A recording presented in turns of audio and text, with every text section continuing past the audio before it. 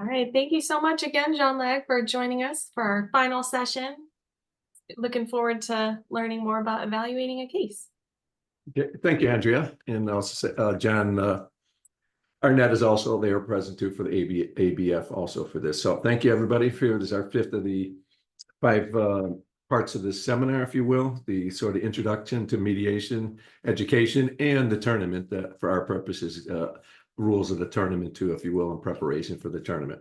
So today, we got the first four. You saw the overview of the whole mediation, opening statements, the different the mediators and the parties and the advocates for either side, the initial conference and information exchange and gathering, if you will, setting agendas, venting, then the caucuses, the private sessions of parties, and then a potential second conference where the negotiation generally takes place and finalizing what the result is of the resolution, where they're going after the mediation. Could be result in a successful resolution of all the issues or parts of the issues and a commitment to meet again, if you will. So again, our timeline is a 60-minute session for our tournament level, and it's a good timeline. Again, in education and the teaching them, I like to break it up a little bit.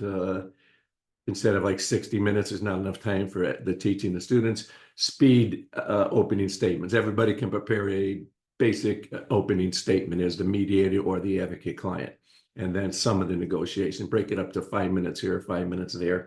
And then eventually sort of a final exam before a tournament, you have your 1 hour session. So they get a little used to budgeting their time for the 1 hour period, if you will.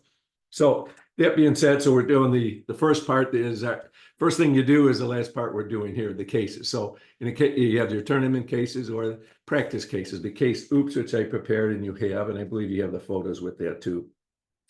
That's a case that's a little more relatable, if you will, to the level of students that we're dealing with here. Law students can use this because it has legal elements to it, but it also has that personal brother, sister, family dynamics, if you will, that everybody can relate to, especially this level of education.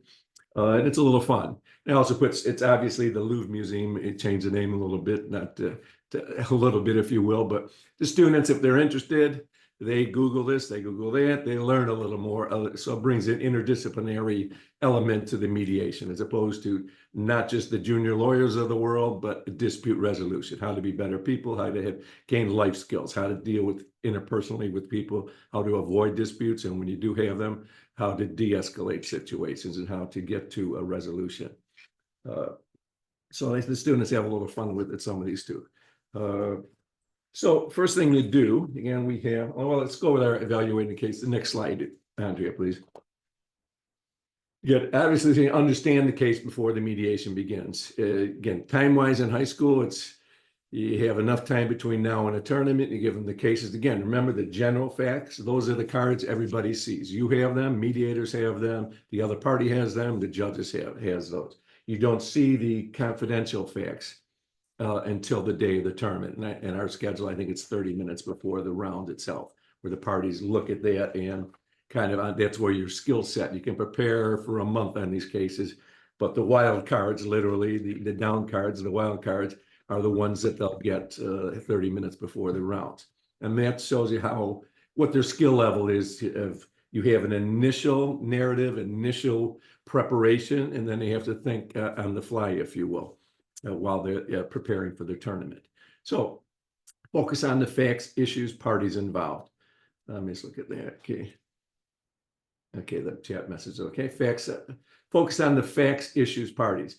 Here it's good to also when preparation, it's like trial prep also, is in negotiation, people think what I want. It's a Christmas list to Santa Claus sort of thing. They don't really have the empathy or sympathy, compassion, or understanding, in a word, of the other party. So when you read this, generally facts, and I have an outline for you, and I'll send it to Andrea after this, and it's sort of tailor-made a little more for the high school level here. So outline, you have the 60-minute outline is good for everybody to have, and they can bring this in the tournament with them. These materials they can bring as part of their notes if they wish to use them. And the mediation outline, it's a good teaching tool, which you as educators can work with students in the classes and say, here's a case.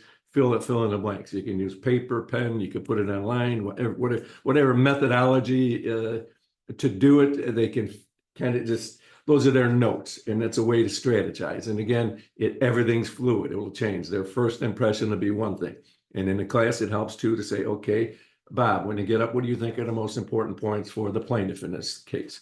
And then Bob, what do you think the most important points for the defendant in this case? It gets them to think for the other party. And that gives you that understanding, that human empathy, which is key to mediation. Remember, in most of our American dispute resolution, it's basically throwing stones at each other. You really don't care about the other side. It's what you want, what's best for me. I don't care what happens to them. Mediation, you have to care, whether you really personally care or not, because if you're going to get the other party to change their position, that they came in hardened and firm, you say 10, they say 5. If they're going to change, they have to reevaluate. You have to convince them, here's something that satisfies your needs. You want this, but these are your needs and wants, the interplays. The main word people use is interest, but it's sort of a nebulous term. What do you really want? What do you really need? So it helps for the parties to view the case on the other side too. And it's also good trial skills. You try the case from the plaintiff or the defendant side. It helps because then you view things from a different position, but you realize commonality. What are common interests? And the commonality, the middle ground, that's where the heart of resolution comes in. There's plenty of differences. That's the problem, the crisis. That's what people came in. I don't like you. I don't trust you. I'm mad. I need this. I need that. Where are the commonalities where they don't feel threatened? And remember, it's consensual. Parties have to agree to do anything in mediation. You don't have the outside of it. If you don't resolve your disputes, there may be a judge or jury somewhere down the road will make the decision for you, which you may in fact not like. Here they have control. So here it is, the case. You look at the facts of the case, basically who, what, when, where, why. Basically old newspaper terminology to describe a story. Who are the parties? And again, we have our mediation outline. Instead of using sharing the screen and things, you'll refer to it later.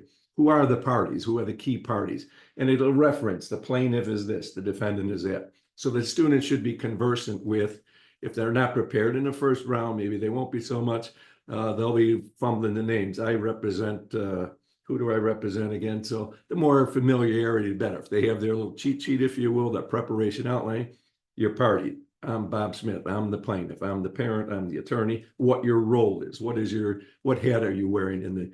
Again, it's a mock mediation, so they're actors on a stage. So what role am I playing and how do I handle that role? Now, so it's good to always mention the authority to settle. Who is the party here? Which party? And generally these cases are set up. The party, as opposed to the attorney, has the authority to settle. They don't have to talk to their manager or get back to somebody. Maybe they, in the confidential facts, but generally they have the authority to resolve the dispute right there in the mediation within limits. And the limits are generally in their confidential facts.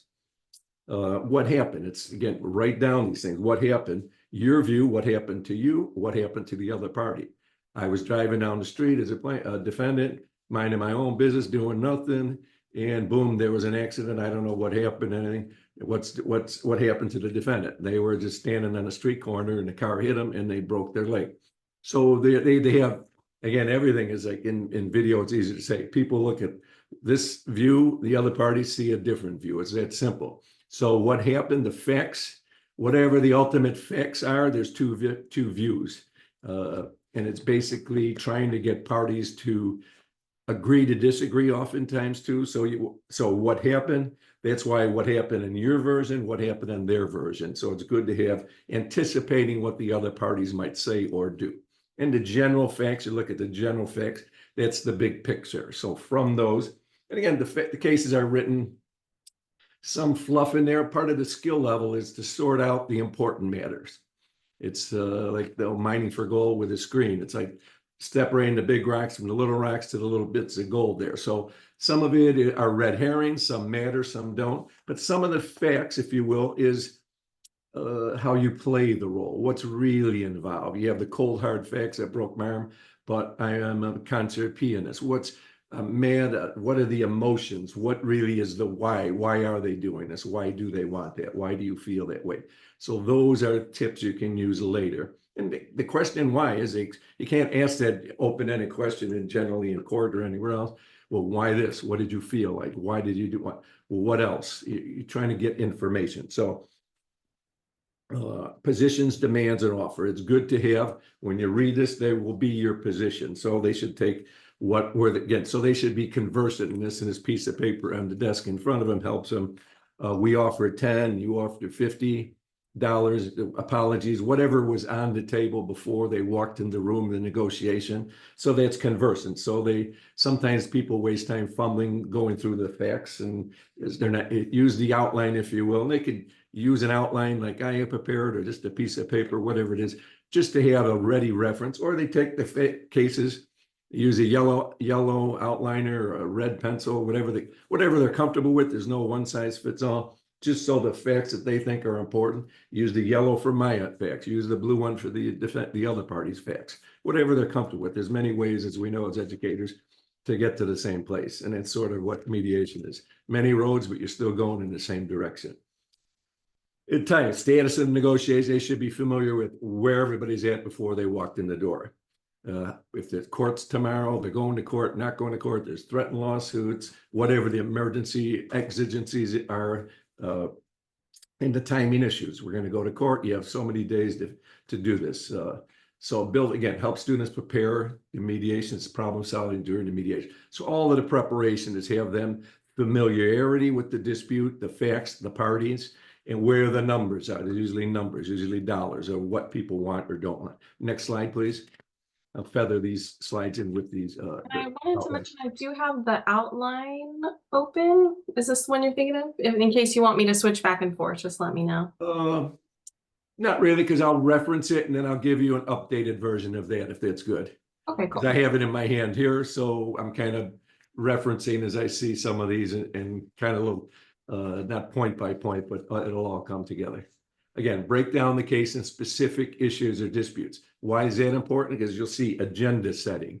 5 at the most key issues. You have a 1 hour to deal with. Most of these cases, 3 to 5, probably 3 minimum actual built-in issues that apology, money, time, whatever the case may be, confidentiality. There'll be at least 3 major issues of disagreement, key issues here. Up to 5 if you make too many issues. Now, when you're preparing, you can make a little list of potentially up to 8, 10, who knows how many others with question marks, and see how it plays out during the mediation. The other party's confidential facts might say number 8 on your list is their main focus for all you know. So you have to be ready to think on your feet and change. Everything is adaptable and pragmatic during mediation. And all preparation, again, want to make God laugh, tell them your plans is sort of argument. That argument, the statement is like, no matter when you prepare for a trial or anything else, you have your general outline, but it has to be flexible because things will happen that are different and things without your control, one of which is the confidential facts on the other side. Those are always the wild cards, if you will. Specific issues or disputes. So what really is there? And you have to separate the red herrings or just the fluff. You know, Bill and Mary Smith had 12 children, 2 dogs. They lived in a little house, a log cabin. Does any of that really matter? You have to determine. The log cabin is important because it's Abraham Lincoln's old cabin. It's worth millions of dollars. Who knows? Whatever it is, you have to determine, is that just humanizing the parties or is it something key to the dispute itself? It creates value, if you will. Again, and you always think 2 different ways, 2 different views. What's important to me, what's important to the other party. And the other party, you're not looking at their count, you're not seeing what's in their cards, but you're anticipating from the general facts what's laid out there. And sometimes it'll spell out the differences, what one party wants or the others. And sometimes they change with the confidential facts. Again, you're refining the matter again to all these different conflicts. They may have 40 of them, but if you're going to talk about 40 things, nothing will ever get done. So refine it to 3 to 5, I suggest, agenda points. Sometimes it might just be one issue, who knows? But when I write the cases, there's usually a few more that are in there because It shows a skill level, how to balance all the different, and they have more to bargain with. If there's different issues and agenda items, you could be lenient on one and a little tighter on the other one. So you kind of balance some. It's horse trading. I'll give you 2 of these and you take 1 of those. So you have more to work with to get to the resolution. And remember, mediation is a negotiation, not before it's time though, not the initial conference, toward the end, when all the parties have played, we have participated in all the benefits of mediation, conferences, caucuses, questions, and then negotiation is the best time for negotiation to actually get a change in position that gets forward from the parties and getting stuck in the problem that they came in the door with. Core, the student asks, what is the core disagreement? So that's, you can break it down. The core disagreement generally it could be, it's a car accident. Okay, something happened and there was damage to the car. There was an employer-employee relationship, a fire, someone was fired. But then what are the other issues? It won't always, generally there's no one issue case. There's always more to the story. Next slide, please. Facts from opinions and emotion. And it's intellect over emotion. I call it, but don't forget your heart. Don't forget your heart is the human compassion. Otherwise you just use a machine, artificial intelligence, and we don't need any judges or anything else, but that doesn't work so well. Facts, opinions, emotions. General facts will have the hard facts. These are the parties, he's the president of a company. We could reference this case, I guess, with parents. But I don't have to spend too much time on this one right now, but who are the parties? Again, what are the facts? What are the opinions? I feel this, I think that, I like your restaurant, I don't, it's a horrible place. What are the opinions? What are the emotions? I was fired, I feel devastated. Sometimes you have to divine it. Sometimes it'll be spelled out in their facts. Generally, the real emotion will be spelled out in the confidential facts, that they don't want to tell the other side that really, I dislike this person. We're trying to fire them. It's not really this issue. It's because of A, B, and C, these other issues, that 12 other times that we gave them a pass and they came back. There might be something more to the story, so oftentimes. So what are the emotions involved? Some are in here. Some creatively, they can play the role. Can't make up facts, you shouldn't, but you can play the role. If there's a business dispute and it's just about dollars, how much the widgets are, how much. If it's money, it's probably not so much personal. It's mostly pecuniary. If it's a divorce scenario, some personal, familiar family dispute, there's a whole lot of emotion involved. So that is important to mark these down in your outline, prepare for those things. What are the hot button issues? What are the cold hard facts and dollars and cents? Because that's how your style and it's how you would react in the mediation. If your role as the mediator, especially, you have to show understanding. I can understand that it would make you feel this way. And I'm sure you felt bad. I'm sorry that happened to you, without judging, but showing that human concern. You wouldn't express the same personal emotions if it was a business dispute. Oh, I'm so sorry you lost 3 cents on a widget. He has to play these are scripts that the students are reading, the facts. How to play the role, if you will. Focus on evidence that supports each party's claims. Now that's where we deal with, and I'll run by the outline a little bit, sort of strengths and weaknesses. When you say strengths, here's our position, we want $1 million. And here's why we're entitled to it. Because every other case like this, there's 20 others in this jurisdiction, and they all had $1 million. So we have a strong position. We have 28 witnesses. They're all great witnesses. We have the doctor's reports. We have all the strengths here. So that's each party's claims. The other side of that coin is, what is the uncertainty? Even if you have a strong case, what if the other party doesn't have any money? So if you go to court, yes, you'll get $1 million judgment. And you could take that piece of paper, put it on your wall, look very pretty, but you won't be able to spend a nickel if you can't get the $1 million from the other party. Remember, if you go to court, you get a judgment. Maybe you do, maybe you like it or not. You go away, they can appeal. Maybe you win the appeal, maybe you don't. But what's going to happen? Time and money, lawyers, uncertainty. You could go all the way up. It could be appealed. You lose and you start back over again. So the uncertainty, you could get this judgment and they file bankruptcy. So a piece of paper that says $1 million is not as good as $1 million necessarily. So consensual in a mediation. So, okay, we agreed on the sum, how are you going to pay me this money and when are you going to pay it? So support the parties' claims, the strengths and the weaknesses. And every claim, everybody has weaknesses, or you can frame it as concerns. The uncertainty, you don't know what's going to happen. The certainty of the aggravation factor, and you don't know what's going to happen. Time it takes out of your life, and the money you'll spend in court costs and attorney's fees. Guide to students to understand the sequence of events. As a guide in the mediation prep, as educators, you can explain a little bit. Here it is. Here's the initial problem. Here's the relationship between the parties and where they at. You made a demand. You threw a rock through their window. Whatever the case may be, where they're at and what got them to this point. Everything when you start out is going backwards. Not frame everything, but memorialize, and on a piece of paper, literally, or on a computer, whatever you want, memorialize what got them to this point. What point are they at now when they walked in the door of the mediation? And remember, all that came before is still resulted in non-resolution. They're still in dispute. So you need to determine where you're at, and that's where you prepare where they're at, put it on a ready, usable piece of paper, I suggest, or whatever format they want to do, or just remember it in your mind, but be familiar with the case, where they're at, and that's where you say, okay, that's where they are now. What can change? What can we change here now that gets them in a path in the right direction? What gets them to, okay, I see your point, let's move on. Yes, this is worth $1 million, but I'd rather take 50,000 now instead of hoping I get the $1 million later. Sometimes losing is winning. Some people don't get that right. You don't advocate losing, if you will. Sometimes you have $1 million case. If you can get $100,000 today and not have to worry about them filing bankruptcy or spending 10 years in lawyers' fees to chase that money, and maybe you get nothing down the road. So yes, your case is rationally and objectively evaluated as $1 million. The insurance policy is $100,000. You may be better off getting the $100,000, and it might be what's best for you under the circumstances.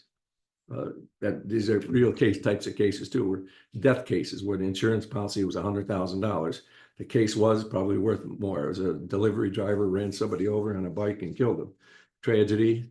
And if they went to trial, they had more to lose than win. So both parties had a lot of incentive to settle. One, they had a business. If they went to trial and lost for $1 million, only had $100,000 on insurance, they could lose out of pocket a lot more.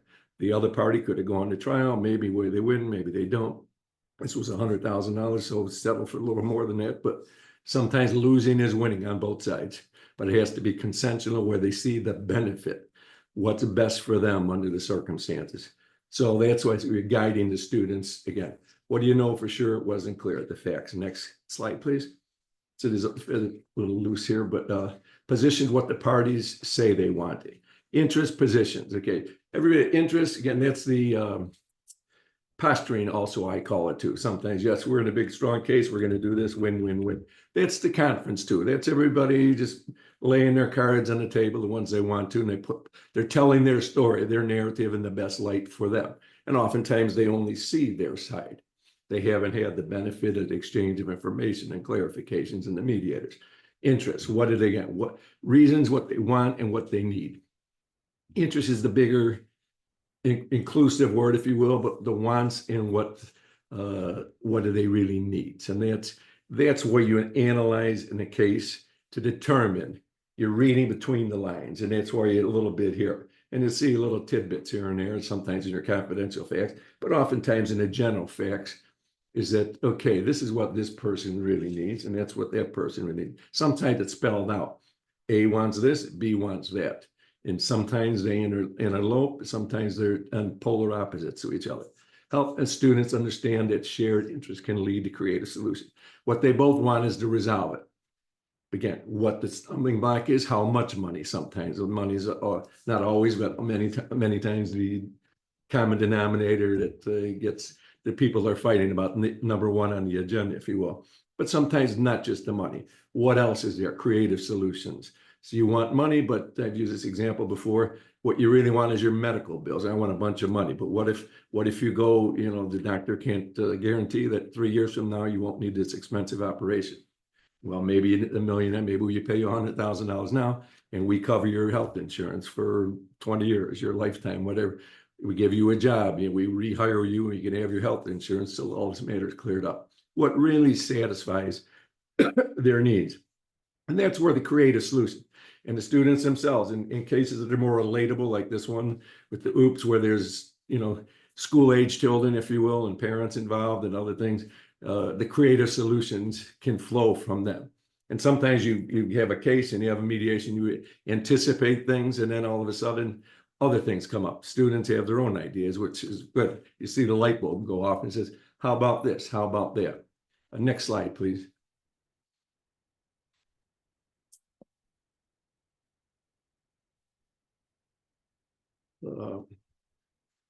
Again, we get to potential outcomes. That's part of the without point by point on the outline. Creative solutions. So what can we do? What are we offering now? Everybody has from the past. You're putting out memorializing where they were. We offer this. You offer that. We threaten this. You threaten that. Okay, where's the creative solution? So everybody's put their general self on. Everybody in negotiation, generally, you ask for more than you ever expect to get to. That's part of the game. And one of the reason you're doing that for the other party also, you may realize it, because the other party wants to earn whatever the resolution is. If you start out offering the same offer and just take the same offers back and forth, nobody's earned it. Everybody wants to feel they earned something from the other party, even if they don't like the ultimate resolution that well. That yes, they wanted $1 million and they get back and forth here and there, and I paid them $100,000. You should have heard they really wanted $1 million before. 100,000 maybe more than it's worth anyway, but they feel they bargained them from $1 million back here and there. We're there for hours going back and forth. Boom, okay, and they finally resolved it. So they gain $900,000, if you will, from the $1 million. Did they really do that or not? No, but you want a little higher number, not crazy high, where it's unrelated to anything. Get down into some reasonable, rational area. And one thing too, when evaluating, one of the good techniques for students is when somebody has an offer, well, why do you want $1 million? What's that based on? As opposed to just numbers. Okay, you said $1 million, sounds pretty high to me. Again, for mediators or any party, how you couch things, how you express things, instead of that's crazy, that's way too high, you're judging. The other party's not going to like that. So they're going to harden their position. What do you mean? It's not, are you telling me crazy? What do you, no, it's like, well, $1 million. Quite frankly, that sounds 10 times higher than any case that I've ever seen before. So, I mean, you must have information that I don't have. When I evaluated this case, just like you're breaking down the outline, I see maybe $100,000 here at best. So what is it that you see that I don't see? Why don't you explain this to me? And then you get them to focus on rational, objective information. And then sometimes it might be, well, yeah, I'm just mad at you and you should pay, you son of a gun. Then you get an okay. So what's really here is the emotion, not the dollars. So you're really getting information from the other party. Weigh the pros and cons of each. So you have a number of solutions, and see in the outline, potential solutions. Give me money, how about an apology? How about this? How about if we give you this? How you try and answer what they need.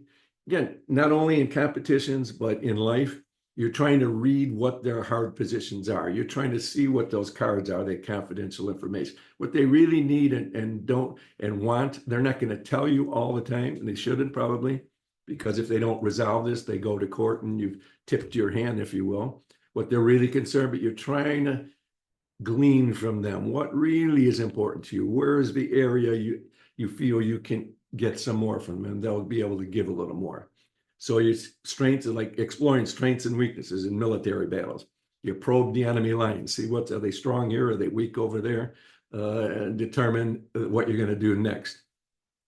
Use role playing, explore alternative perspectives, encourage critical thinking.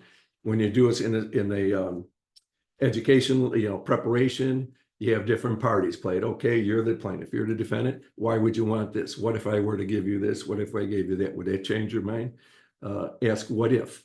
What if, again, think of beyond their own viewpoints. What if this? These are trial balloons, you call it sometimes too.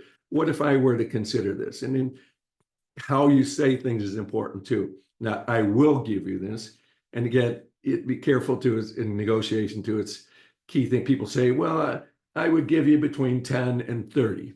if you said 10 and 30, you've already offered 30. You're already tipping the other party's hand that you'll give up to 30,000, if you will. So forget the 10. In a range, I would consider going more, yes. However, we have some other concerns. If you address number 2 on our agenda here, perhaps we would be able to. You're tipping them off that yes, we would go that direction without saying particularly what it would be. Some people say, what's your bottom line? How much? Give me your bottom line here. What will you do or don't? You should generally not have firm bottom lines. When you prepare notes that you keep, yes, you want to have. Or facts here say, I'm only authorized to give $10,000, period. I cannot give any more. So you know that that's a hard number for you. So you're not going to start out with that number, 10,000. Okay, let's go, because you need something to work with. Everybody wants to gain. Everybody wants to win a negotiation. So give them something to gain. So you ask for more and let them bring you down to less what is to your target. You have target points and resistance, your maximum, minimum.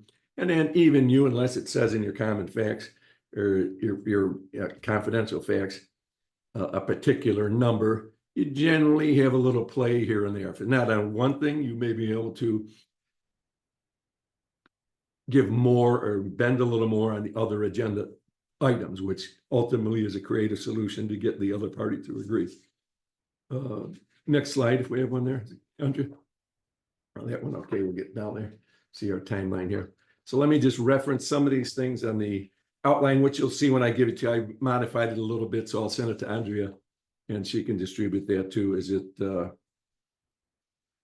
And you'll see the mediation outline, the timeline references kind of what each point is, what the opening statement, that the points should be covered in a particular parts of the mediation, and sort of a reference. So when they're doing the preparation, here's our second caucus. We're going to reevaluate offers, positions, information sharing, final positions, finals, offers.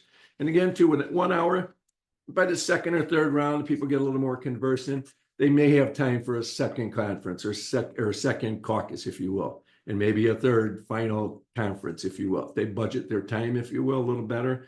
Not better, but what they should definitely need one conference, one caucus, and then everybody's back together. So that really is a second conference, if you will. And their conferences are really judged together on their scoring, the first and second for judges. So it's a combination of all your conferences and all your caucuses, if you will. And let me just see real quick. Some of this, again, best alternative to negotiated settlement. Those are just terms, the BATNAs, WATNA, and I call it WAR. It's on there for, you don't have to know that at this point level, but BATNA is a terminology. People know what's your best alternative to a negotiated agreement. As opposed to, if we don't resolve it today, what's the best thing we can get? I like the acronym more, the worst alternative resolution. It's more of a leverage, more of an inducement to resolve it. What if we don't settle here? We can get zero. We have to go to court. We're going to spend a bunch of money. The negative things generally hanging over your head, sort of Damocles, is more of a motivational force in negotiation and mediation. So you put on there, okay, if we don't settle it today, we're going to go to court. We have to go to court in 60 days. You evaluate when your confidential facts, it says your witness can't show up or your medical report's no good. So the uncertainties, so you know it's okay. So that's the pressure. So, okay, we might be able to get $1 million, but what's the worst thing? We might get zero. So here's an incentive to settle for the best we can get here today. Tactics and counter tactics, they're probably not this level be able to determine. Tactics and counter tactics. Well, if the other party's a hard nature son of a gun, that's their tactic to come in hard to you. What's your counter tactic? To go right at them, say, well, yeah, I'm a big, strong lawyer too. I'm going to beat you in court. Probably not going to be effective. So what do? Preloaded responses, I call it. And not enough time to prepare for that. That's a little different level. Tactics and counter tactics. I like to say preloaded responses. What are you going to do if the other party says, no, we're not doing it. We're firm. We can't do this. What's your preloaded response? So you have something ready to go, as opposed to, again, if they're pointing fingers, you broke the law, you did this, so you're no good son of a gun. What are you going to do? Meet them the same? No, I'm not. This is baloney. No, we'll go see you in court. Not productive. So what's your response? Instead of the emotional response, meeting them at the same tactic, what's your counter tactic? Well, I'm sorry you feel that way. There's different ways to attack. I understand you feel that way. I don't see how that's productive today. So let's move to agenda item 2, perhaps. Let's go to a caucus. What are you going to do when you get those stumbling blocks? Oftentimes, too, I'm making up, should we have enough time, is the people that get stuck in the problem. When you prepare, you need to determine the problem. What came before, where they're at up to today. Once it's referenced and it's put on the table and it's set, the agenda set, go forward, I suggest, because people that get stuck in the problem, well, you did this, well, this wouldn't happen if you didn't run me over, you didn't do this, you did. All you're doing is throwing mud at each other. And if you, again, preloaded response, don't return to that type of tactic with throwing back mud. I can understand, I feel that, but we all agree that we're going to go forward here. I can't change anything in the past. How do you switch, redirect the energy, the passion toward the resolution and solution? And again, these adjournment, where the end, it's some people in the India tournament I did last week, they call them closing statements. Technically, we don't call them closing statements, but that's the final everybody conference where we're at. Okay, it looks like we resolved everything. Thank you very much. Or we resolved A, B, and C. We didn't do anything here today. I don't know what the heck we wasted all their time for. Hopefully not. Whatever the case may be, here's where we're at and here's where we're going forward. And that we're going to come back in 2 weeks. Again, this is mock, so it's something of a play. So I think we're in, mediators too, especially, I think we made a lot of progress. Thank you, all your gratitude. And I suggest, it looks like maybe another time we meet here another week or so, I'll give you all a call. We have another mediation and perhaps we can finish this up to everybody's satisfaction. That sound good to everybody? Okay, thank you. All right, that's basically it. Without going this case itself, there's enough in here again too, sorting out the red herrings. And again, right now you have for your purposes, you have confidential facts from both sides. For educational purposes, let the students see both sides, if you will. So when you break down the case, you can say, here's one thing you don't know. So when you prepare, you can again, the cases are written where it's a 50-50 type of case. It's not like we're going to write one case where the plaintiff's always going to have the better case and the defendant doesn't. So they know there's something of fairness. There are enough facts here where both parties can win, both parties can lose. There's enough right things and wrong things by all the parties. There's no saints, and there's no all sinners either. So there's a mix of everything. So it's a balanced field. So when they know that, they can anticipate better that there's going to be some strength or weakness on the other side too.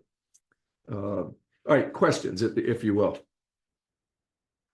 Anything there? Anybody just speak up if you wish to. It's easier than the chats too. And I'll give Andrea the revised outline in the preparation outline. Some is a little detailed and over their head for some respects, but you can. It's a good reference point, I think, just to get them to think organized and to strategize. Factual organization, then the creativity, the wants and needs, and then creativity in the solution. Here's what's on there. This didn't work when they got here. What can we change to get the parties to have what they call it attitude shift? So, okay, you're not going to get somebody to change your religion for one. You like blue, I like green. We can argue all day the benefits of that. You're not going to change my mind. I pay you $1 million, you paint your head blue probably. So you'll get people to do what you want. And people so many times want other people to think what they want. You have to accept in politics and anything else. You have to accept this is right, that's wrong, because that's just and fair and right. You're never going to win those battles. You're not going to change a core belief with another party by just your brilliant argument. You can put something enticing. Well, yes, how about if I were to give you this? Okay, then they would do that. They're not selling out then. They see the benefit of doing something. What they do not think is better for you. That's it, Andrea. I think unless there's questions.